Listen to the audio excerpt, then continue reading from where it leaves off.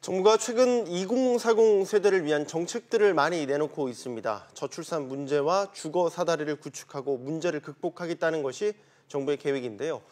그중에서 신혼부부 청년 주거 지원 방안과 아동수당, 육아휴직 등 관심을 많이 받고 있습니다. 네, 이제 제일 중요한 것이 바로 나도 포함되는지 신청 가능한지 여부겠죠. 오늘 전문가와 함께 현재까지 나온 정책에 대해서 자세한 내용을 좀 짚어보겠습니다. 조윤미 CNI 소비자연구소 대표입니다. 어서 오세요. 안녕하세요. 네, 안녕하세요.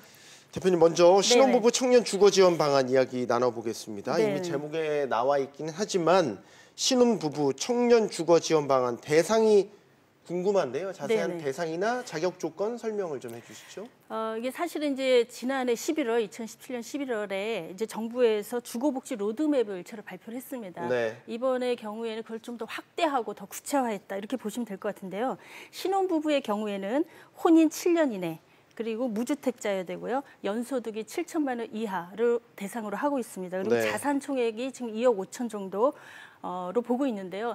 상품마다 조금씩 자격이 좀 다를 수는 있습니다만 네. 기본적으로 이 조건에 맞춰야 된다 이렇게 보시면 될 것 같고, 이번에 특히 추가된 것이 한부모 가정에 대해서도 지원을 확대를 했는데요. 예. 한부모 가정의 경우는 6세 이하의 미취학 아동이 있는 한부모 가정에 대해서는 신혼부부와 같은 그 지원을 할 수 있도록 그렇게 네. 이제 확대를 했습니다. 그리고 청년하고 대학생에 대한 지원이 이번에 이제 포함됐다 이렇게 보시면 될 것 같습니다. 알겠습니다. 네네.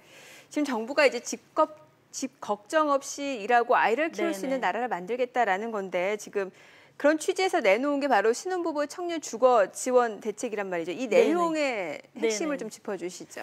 우선은 이제 공급 물량을 확대하는 걸 먼저 볼 수 있을 것 네. 같아요. 이제 임대주택 같은 경우 25만 호. 이거는 지금 현 정부의 임기, 그러니까 2022년까지 현 정부가 임기 아닙니까? 그때까지의 네. 목표를 이야기를 하고 있는 건데요. 그 임대주택이 25만 호를 공급하겠다. 그리고 신혼희망타운을 이제 새 택지를 개발해서 하는데 10만 호로 공급한다 하는 네. 거고요. 그다음에 분양가 상한제 대상의 그 주택이 10만 호 이렇게 돼 있고요. 그다음에 한 가족에 대해서도 아까 말씀드린 것처럼 신혼부부와 동일하게 지원할 수 있도록 그렇게 하고 있고, 청년의 경우에는 그 일자리 연계형 또는 그 쉐어형 여러 사람들이 같이 쓰는 이런 다양한 형태로 청년 주택을 27만 실을 공급하겠다 이렇게 계획을 내고 있고요. 기숙사 같은 경우에 한 5만 명, 그다음에 이 한 10,000명 정도는 기숙사형 주택을 통해서 10,000명 정도 입주해서 총 6만 명 정도가 기숙사 형태에서 지낼 수 있도록 하겠다라고 하는 대책이 나오고 있고, 그다음에 청년 일자리 창출과 연계해서 임대주택의 상가 같은 경우를 청년 창업이라든가 또는 소상공인 또 사회적 기업 이런 데다가 공급하겠다, 이런 물량에 대한 부분이 나오고 있습니다. 그래서 지난해 그 주거복지 로드맵 대비하면은 신혼부부 같은 경우에는 60만 가구에서 지금 네. 저희 88만 가구까지 늘어난 거고, 청년 같은 경우에도 56만 5천 호에서 지금 75만 호까지 늘리겠다, 공급을 늘리겠다 이런 계획을 발표한 것입니다. 네. 지금 신혼부부나 청년 가구를 위해서 이제 금융 지원 부분에도 네네. 정부가 나섰죠. 이 부분도 좀 그렇습니다. 설명해 주시겠어요? 이제 신혼부부의 같은 경우에는 구입 자금을 지원해 주는 게 있고, 전세 같은 대출할 때 이제 금리 우대해 주는 그런 상품들이 있습니다. 구입자금 같은 경우 15만 가구에 대해서 그 소득 요건이나 대출 한도 같은 것도 좀 완화해 가지고 최저금리 1.2에서 2.25% 정도 굉장히 저리로 15만 가구에 대한 지원을 해주겠다라고 하는 게 있고요. 전세 자금은 지금 25만 가구에 대한 지원 계획이 나와 있습니다.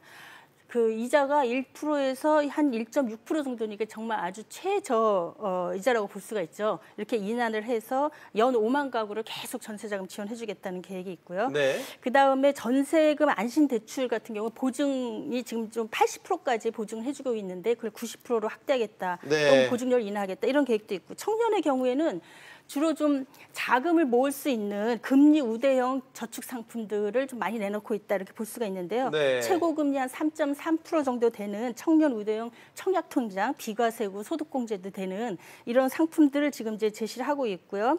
그다음에 여러 기금에서 버팀목 대출이라든가 이런 청년 대출들이 있는데, 이런 대출의 경우에도 금리를 우대해주겠다라고 하는 프로그램이 지금 나와 있습니다. 또 제2금융권에서 대출을 받은 경우에 이제 이런 버팀목 전환이라고 정부가 운영하는 좀 저리의 금융상품으로 전환할 수 있도록 지원하는 것, 이런 것들이 지금 나와 있습니다. 알겠습니다.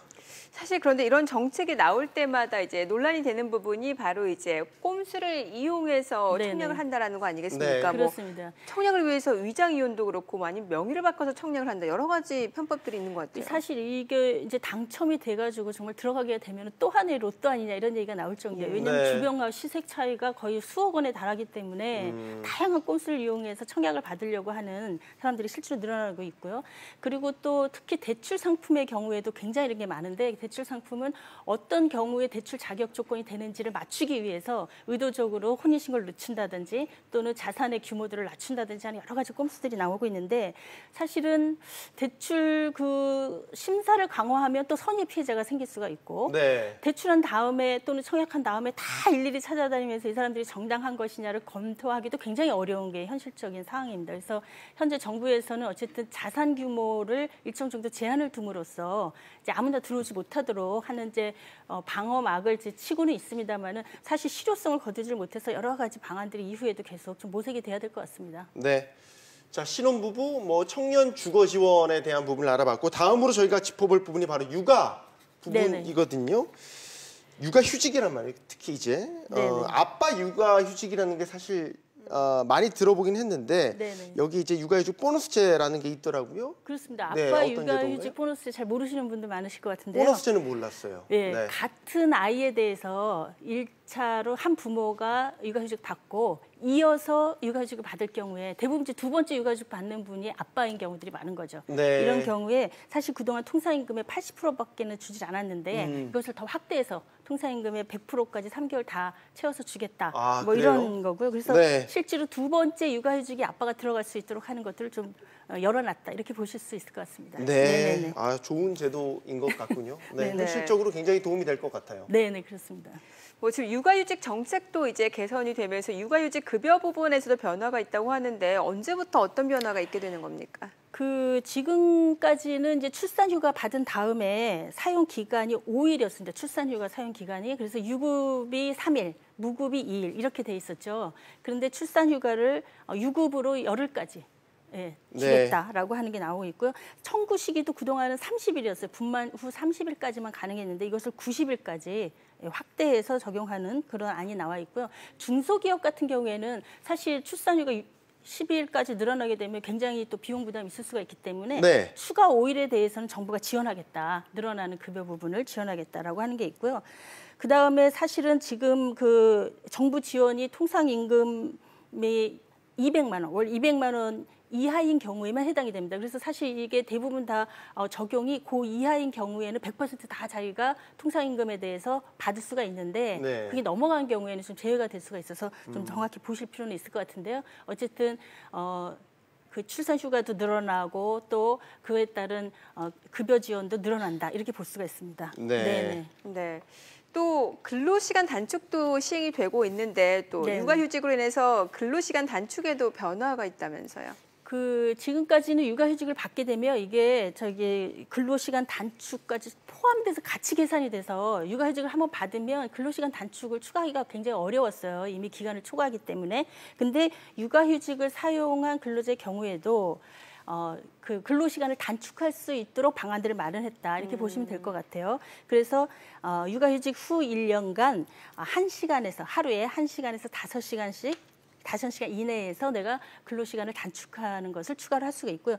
내가 아예 육아휴직을 받은 적이 없다. 그러면 네. 2년까지 이 근로시간 단축을 활용할 수가 있게 그렇게 되어 있습니다. 그리고 1시간의 근로시간 단축, 하루에 8시간 근무해야 되는데 7시간만 했다. 1시간 단축하고 네. 그런 경우에는 통상임금의 100%를 다 지급해 주는 걸로 그동 임금 삭감 없이 할 수 있도록 이제 이런 것들이 늘어났다. 이렇게 보시면 될 것 같습니다. 지금 저는 또 눈에 띄었던 게 만일세 네네. 미만 아동과 신생아죠. 신생아죠. 에 대해서는 네네. 사실상 의료비가 들지 않도록 네. 그걸 또 제도하는 것도 눈에 띄더군요.